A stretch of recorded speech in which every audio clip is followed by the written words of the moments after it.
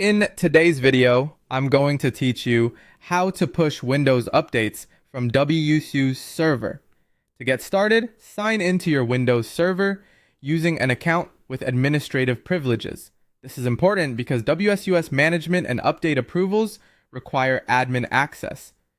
Once you're on the server, open the Windows Server Update Services or WSUS console. This is where you manage update deployment for the computers connected to your environment. Inside the WSUS console, expand your WSUS server in the left-hand panel, then click Updates. This section shows the available Microsoft updates that your server has synchronized. From here, locate the updates you want to deploy. Depending on your setup, you may want to filter by approval status, classification, or needed status to find them more quickly. If the updates have not already been approved, go ahead and approve them. Select the update, click Approve, then choose the target computer group that should receive it. Set the approval status to install. This tells WSUS that the selected systems are allowed to download and install that update.